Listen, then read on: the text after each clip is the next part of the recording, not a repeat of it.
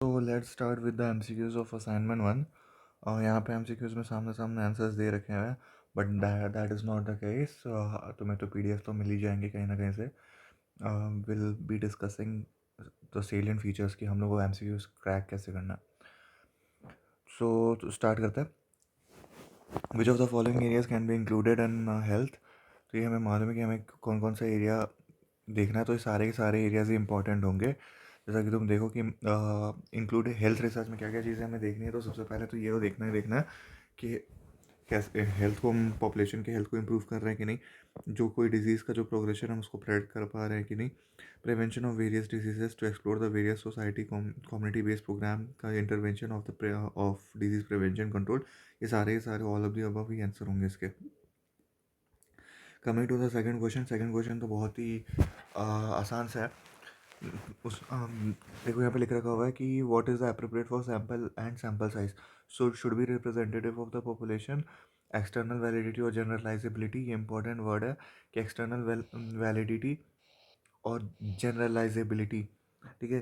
तो इससे क्या होता है, जनरलाइज कर देना यानी कि एक पूरा रिप्रेजेंटेटिव होता है उस पूरे पॉपुलेशन का. ये सैम्पल साइज का एक एप्रोप्रिएट क्राइटेरिया है. शुड बी एडुकेट, और एडुकेट होना चाहिए. Power to draw meaningful inferences. तो ये इसका आंसर हो जाएगा both A and B. Which of the following statements are correct regarding defining the inclusion and exclusion criteria in a study protocol. तो देखो ये यार, दे शुड बी वेरी वेग. ऐसा तो हो नहीं सकता कि तुम इंक्लूजन और एक्सक्लूजन क्राइटेरिया वेग रख लो. They should be very specific. हाँ, तो ये आंसर है. They should be very large in number. नहीं, हम लोग इतना ज़्यादा नहीं रख सकते इंक्लूजन और एक्सक्लूजन क्राइटेरिया को. वेरी लार्ज नंबर रखने से बहुत सारे प्रॉब्लम शुरू हो जाएंगे. जैसे अगर हमने बहुत ज़्यादा इंक्लूजन क्राइटेरिया को बड़ा रख लिया तो उतने तो हमें पीपल ही नहीं मिलेंगे ना वैसा जो सारे इंक्लूजन क्राइटेरिया या फिर एक्सक्लूजन क्राइटेरिया में फिट आ रहे हो. तो it will be just like finding a needle in a haystack.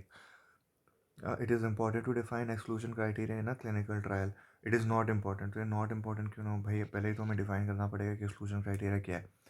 Which of the following which of the following are examined as a part of regulatory review. तो मैंने बताया भी था कि रेगुलेटरी रिव्यू है, एथिक्स वाला है और एक साइंटिफिक वाला है.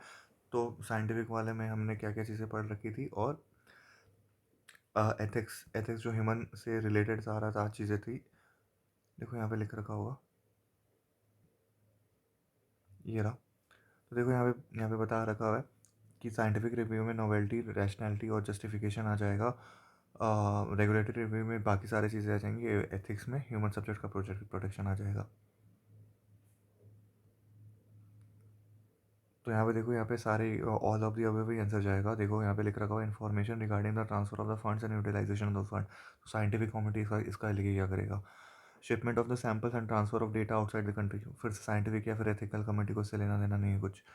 फिर आएगा यहाँ पे sharing and protection of the intellectual property, यानी कि ऑल ऑफ दी अबव. तो इसका जो आंसर होगा ऑल ऑफ दी अबव होना चाहिए, क्योंकि रेगुलेटरी रिव्यू ही ये सारी चीज़ों का देखभाल करता है. फिफ्थ वाले क्वेश्चन पे आते हैं. देखो आंसर तो लिख रखा हुआ है, लेकिन मेरा तो काम है तुम्हें चीज़ें समझाना. तो फिफ्थ क्वेश्चन है देखो पायलट स्टडी के ऊपर. पायलट स्टडी में बोल क्या रहा है. एक सेकंड. हाँ, यहाँ देखो.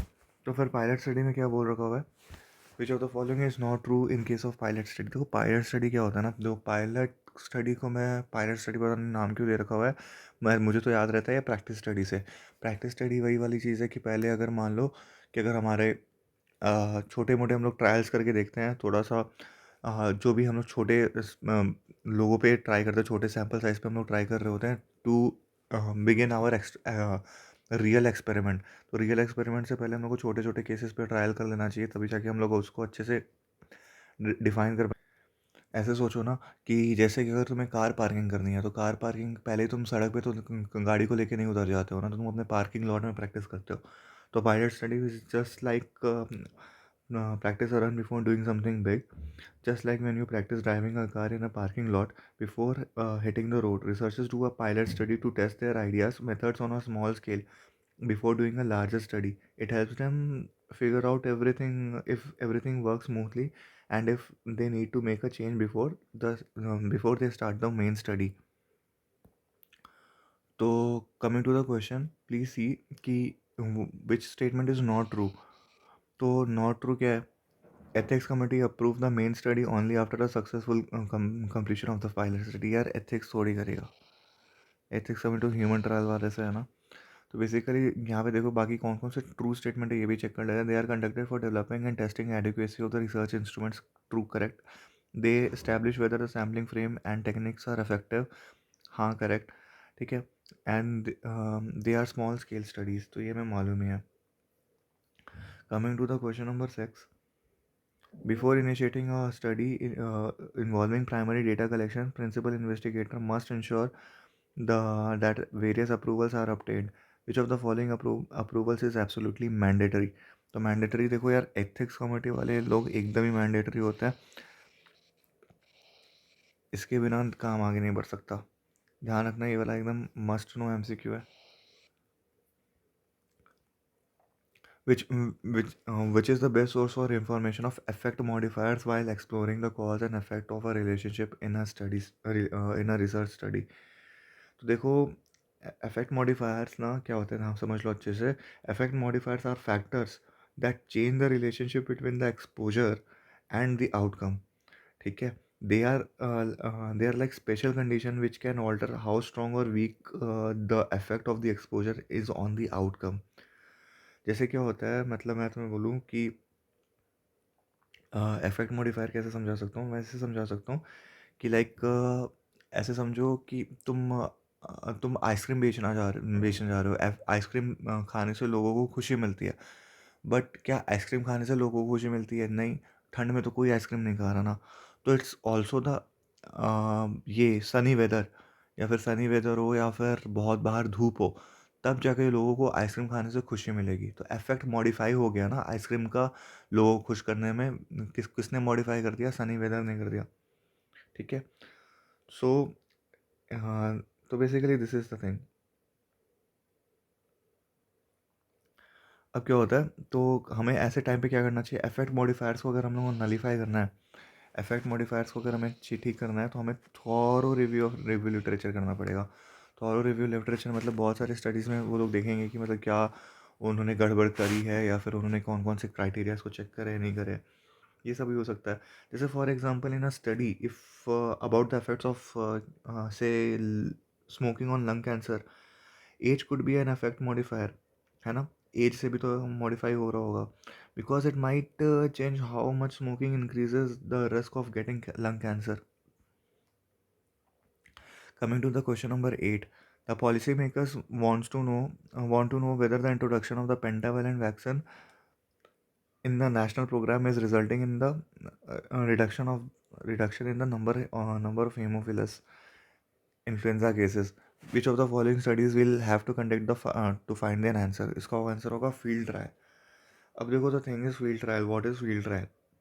फील्ड ट्रायल में हमें देखना पड़ता है कि a field trial is like a real life test on something, usually a new treatment intervention or product। Basically उसी का ही फील्ड ट्रायल हम लोग कर रहे होते हैं। It is done outside of a lab और in a controlled environment in the real world where the people or things actually live or operate.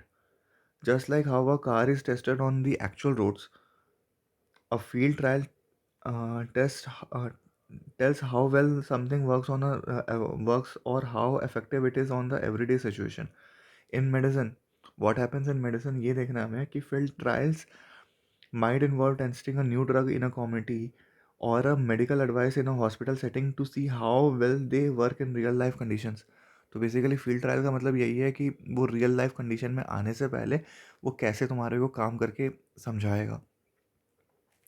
Answer होगा इसका फील्ड ट्रायल। तो इसमें यही बोल रहा है कि इन्फ्लुएंजा केसेस में कोई अगर तुमने पेंटावेलेंट वैक्सीन डाली है तो काम करेगा कि नहीं करेगा, पता लगाएं कैसे? Field trial.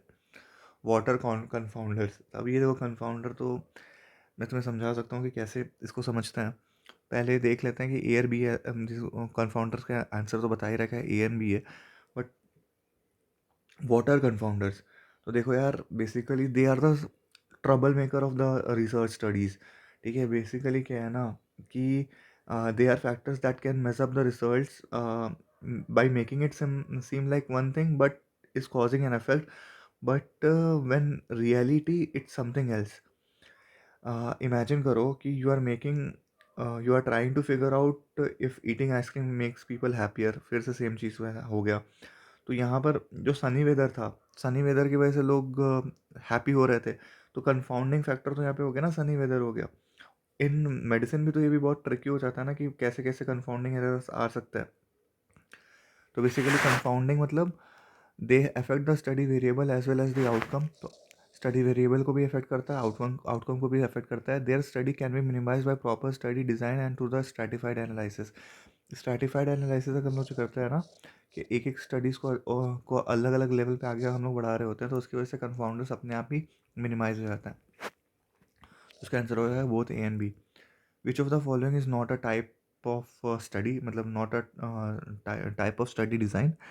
तो पायलट स्टडी तो स्टडी डिज़ाइन का टाइप नहीं है, क्वालिटेटिव होता है, ऑब्जर्वेशनल होता है, रेट्रोस्पेक्टिव होता है।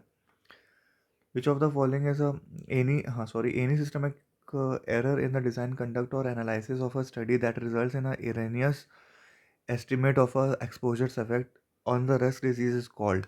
ठीक है, तो इसका आंसर होगा बायस। देखो, हमने कंफाउंडिंग पढ़ लिया है, बायस हम लोग ने देख लिया। बायस क्या बता रहा है कि कोई भी हम लोग अगर हम लोग एक्सपोजर का इफेक्ट के इफेक्ट को हम लोग वो कर रहे हैं ना, एक सिस्टमिक एरर हम लोग हमेशा डाल ही रहे हैं, हम लोग अपने तरफ से मतलब कुछ ना कुछ बायस कर रहे हैं। लेकिन इंटरेक्शन का मतलब क्या होता है? इंटरेक्शन का मतलब क्या होता है कि अगर दो चीज़ें आपस में इंटरेक्ट कर रही हैं और उसके बाद उनका इफेक्ट ज़्यादा हो जा रहा है, जैसे कि अगर तुम देखो चीनी को तुम टेस्ट करो तो अलग लग रहा है, आटे को टेस्ट करोगे तो वो अलग लगेगा, लेकिन तुम दोनों को मिला करके कुकी बना दो, एक बिस्किट बना दो, तो उसका टेस्ट एकदम ही अलग होगा। तो वैसे ही एज़मा अलग अपना कंडीशन है, स्मोकिंग अपना अलग कंडीशन है, लेकिन दोनों साथ में करो तो और भी ज़्यादा मतलब भयावह रूप आ जाएगा। That is called interaction. Confounding हमें पता ही है, इंटरैक्शन हमें पता है। स्ट्रैटिफिकेशन क्या होता है? स्ट्रैटिफिकेशन मतलब कैसे समझा सकते हैं इस? Stratification is like sorting things into groups based on certain characteristics.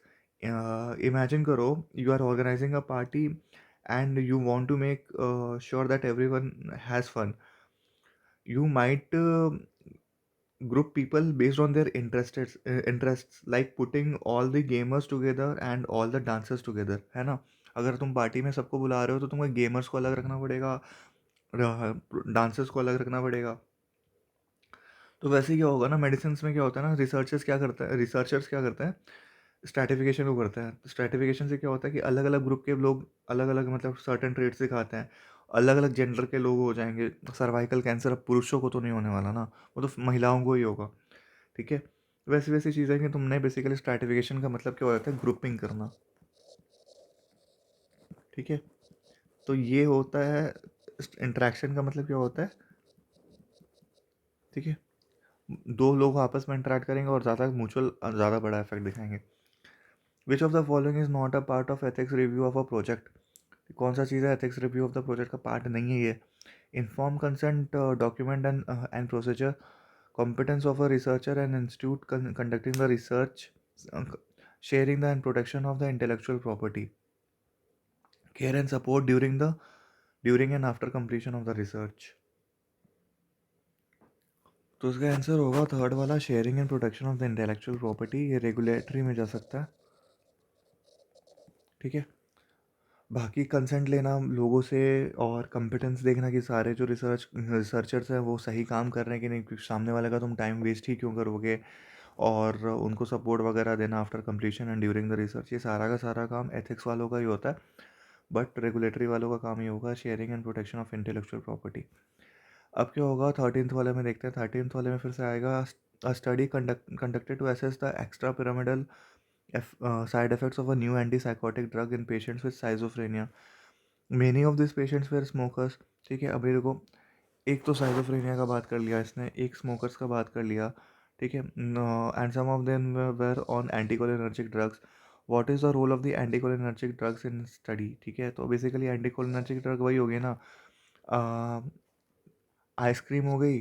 ठीक है, ये हो गया, हॉट वेदर हो गया, और ये पीपल, ये हॉट वेदर ये हो गया, और ये पीपल जिनको तुम्हें स्टडी करनी थी, पीपल जिनको आइसक्रीम खाना था, वो सारे हो गए।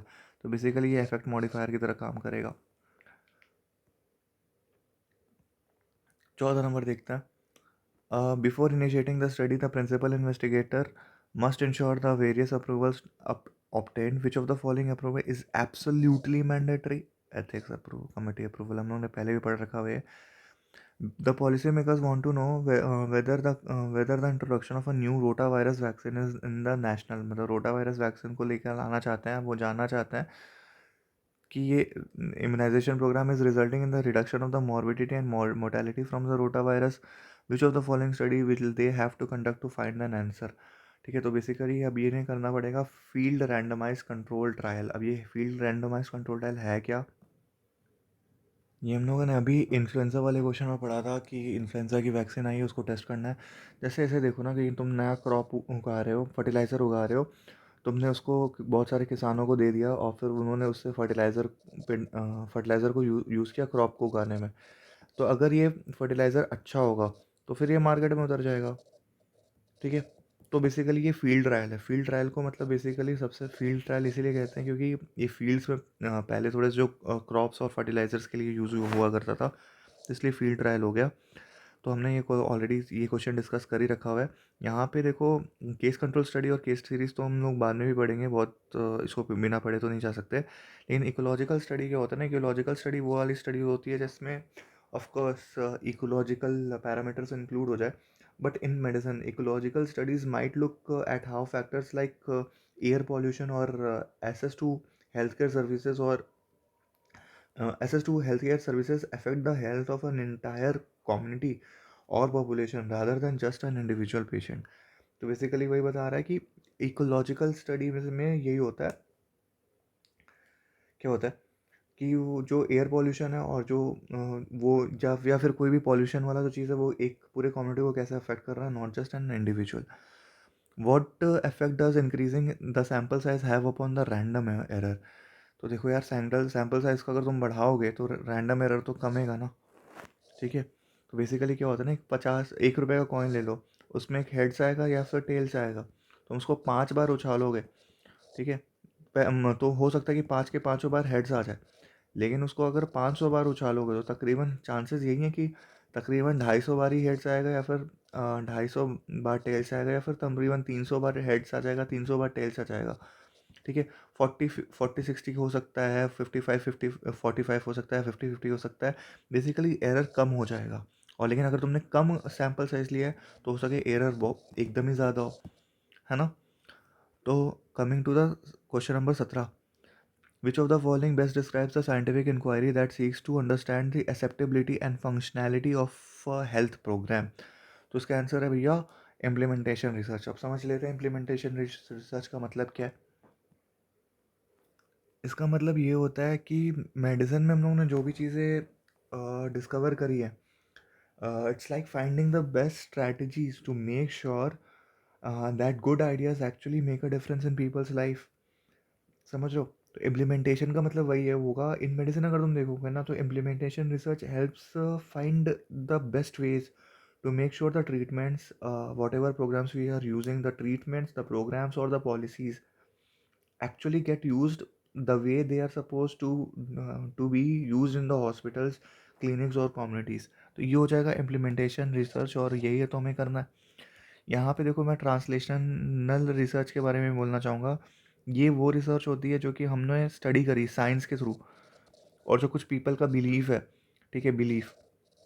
ठीक है, जैसे कि साइंस में पीपल का बिलीव है कि दूध में हल्दी पीना चाहिए, हल्दी है ना, टर्मरिक। ठीक है, साइंस ने भी निकाला कि क्यूरकुमिन बोलकर एक वो है मॉलिक्यूल है जो कि हमारे को इम्यूनिटी प्रोवाइड करता है। तो दोनों को हम लोगों ने स्टडी करा, तो ये हो गया ट्रांसलेशनल रिसर्च।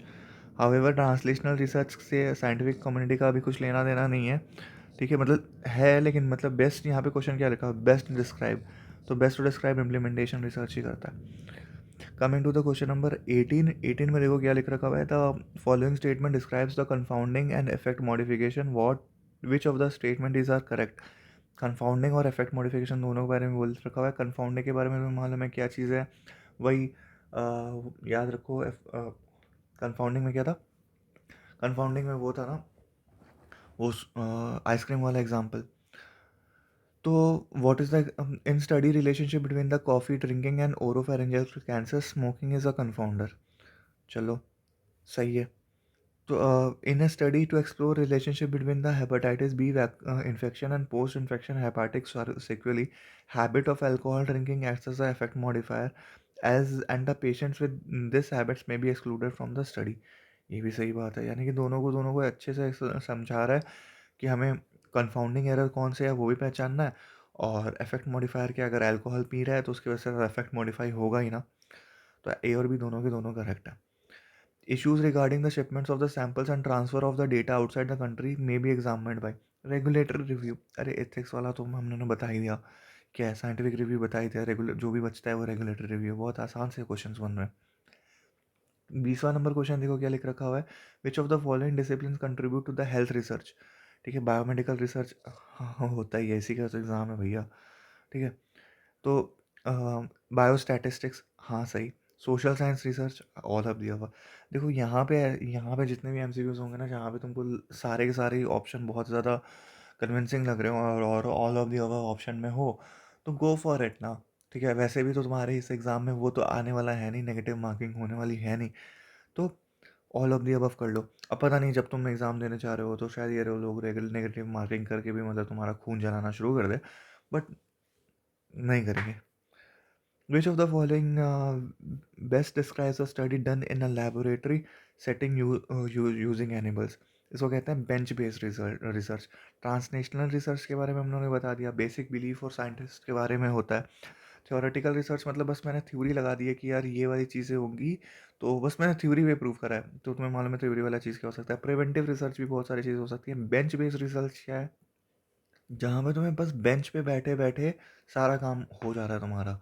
ठीक है, जैसे कि लैबोरेटरी में हम लोग बैठते हैं तो माइक्रोस्कोप, मतलब बेंच पे बैठा है, माइक्रोस्कोप सामने से लगा कर हम लोगों ने देख लिया, यूजिंग एनिमल्स वगैरह, ऑफ कोर्स एनिमल्स को लोग लगा कर देख सकते हो, तुम्हें फील्ड में नहीं उतरना पड़ रहा। तो that is bench based research. ठीक है, देखो बहुत बहुत धन्यवाद भी दूंगा मैं डॉक्टर अमित शाह का, ठीक है, जिन्होंने ये सब PDF वगैरह निकाला। विच of the following review is not essential before initiating a clinical trial. ठीक है, अब ये वाला देख लो, इसका मतलब क्या होगा कि कौन सा चीज़ एसेंशियल है ही नहीं क्लिनिकल ट्रायल के लिए। भैया साइंटिफिक रिव्यू तो इम्पॉर्टेंट है, रेगुलेटरी रिव्यू इम्पॉर्टेंट है, एथिक्स रिव्यू इम्पॉर्टेंट है, पीयर रिव्यू दोस्तों से रिव्यू लेके क्या करोगे, नॉट इम्पॉर्टेंट, नॉट एसेंशियल। ठीक है, which of the following is not a type of study design. Translational study study design नहीं है। Which of the following statement is not correct regarding errors in the health research. ठीक है, random error is due to chance, correct बात है। ठीक है, systemic errors is due to bias, बहुत important बात है, सिस्टमिक एरर होता है बायस के वजह से ही। ठीक है, इसको मैं ना हाईलाइट कर देता हूँ। Random errors can be eliminated bye improving study design, ये तो करेक्ट नहीं है, क्योंकि हमें स्टडी डिज़ाइन से हमें कुछ नहीं, भाई रैंडम एरर तो रहेगा ही, स्टडी डिज़ाइन से क्या फ़र्क पड़ेगा, हमें तो सैम्पल का साइज़ बढ़ाना पड़ेगा ना रैंडम एरर्स को मिनिमाइज़ करने के लिए। Bias distorts the study design in one direction, of course. 24 number हो गया। 25 देख लो, स्टेट वेदर ट्रू और false, assigning roles and responsibility to team members is one of the fundamental, of course. तुम रोल्स एंड रिस्पॉन्सिबिलिटीज नहीं दोगे तो कोई कुछ करेगा, कोई कुछ करेगा।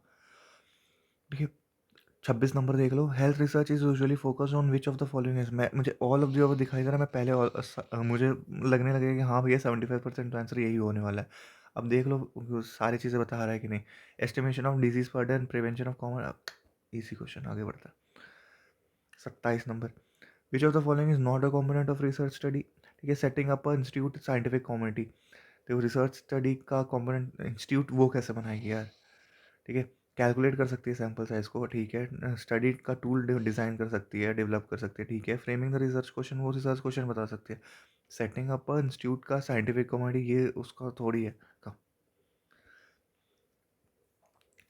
28 नंबर देख लो, a researcher wants to study the relationship between कोविड-19 infection and pregnancy and birth weight. Currently, there is no evidence on this topic. Which of the following options is the scope of this health research? Verifying and confirming the information, getting additional or new information, evaluating ongoing programs, all of the above. Basically क्या कह रहा है कि जो यहाँ पे जो relationship चल रही है कोविड-19 की और प्रेगनेंसी की और बर्थ वेट की, अभी तो इसमें कोई एविडेंस है नहीं, ठीक है। अगर हमें करना है which of the following option is the scope for health research, तो सारे के सारे होंगे ना कि वेरीफाई करोगे नॉन इन्फॉर्मेशन का, कि हाँ जो कुछ भी है उसको वेरीफाई करना है, फिर एडिशनल इन्फॉर्मेशन को लेकर के आना है, फिर इवैल्यूएट करना है कि कौन कौन से भी प्रोग्राम्स चल रहे हैं, सारे के सारे आंसर होंगे ऑल ऑफ द अबव, ठीक है। Which of the following is not a critical decision consideration in planning health research, ठीक है। कौन सा क्रिटिकल नहीं है, देखो क्या क्या चीज़ है। एडुकेट जस्टिफिकेशन, हाँ जस्टिफिकेशन होना चाहिए। Clear and focus research question, हाँ करेक्ट, ठीक है। स्टैंडर्ड केस डेफिनेशंस, हाँ सही है। फाइनेंशियल गेन, हमें क्या पैसे मिलेंगे उस चीज़ का, ठीक है, तो वो क्रिटिकल नहीं है, नॉट ये क्रिटिकल नहीं है, ठीक है। बाकी सारी चीज़ें क्रिटिकल है, ठीक है। Identify the correct statement about the implementation of a research, research finding must be approved by the funder, ठीक है। करेक्ट स्टेटमेंट है ना यार ये, नहीं, ठीक है। Research findings must be approve by the funder, funder क्यों फाइंडिंग्स को अप्रूव करेगा, ठीक है, तो वो तो बायस हो जाएगा ना। Research findings must be error free, ठीक है, करेक्ट बात है। Adequate sample size is pre requisite, correct, ठीक है। Pilot study can be done during data analysis stage, data analysis stage पे पायलट स्टडी करके कोई मतलब नहीं है, ठीक है। तो अपने आंसर मिल गया, जो हम मिल चुका है हमें, जो कि यहाँ पे मार्क करा हुई है एडिक्वेट सैम्पल साइज। अब हम लोग करेंगे असाइनमेंट नंबर 2, सारे एमसीक्यूज। अगर तुम्हें थोड़ा सा भी ज्ञान मिला हो, मज़ा आ रहा हो, ठीक है, तो वीडियो को लाइक कर दो यार, बहुत ज़्यादा लोग तक पहुँचाओ। बहुत ही कमाल की चीज़ है जो कि मार्केट में ऐसे ये सब चीज़ कोई कर भी नहीं रहा है। तुम्हारे एकदम अच्छे लैंग्वेज में बता रहा हूँ तुम्हें, मतलब ये वाला बोरिंग बोरिंग चीज़ को बहुत इंटरेस्टिंग बहुत तरीके से बना रहा हूँ। चाहो तो तुम उसको पॉडकास्ट की तरह सुन लो, या फिर हाँ मेरे ग्रुप को ज्वाइन करके इसका पीडीएफ ले लो, वॉट एवर यू वॉन्ट, ठीक है। चलो, सब्सक्राइब भी कर दो चैनल को। Thank you.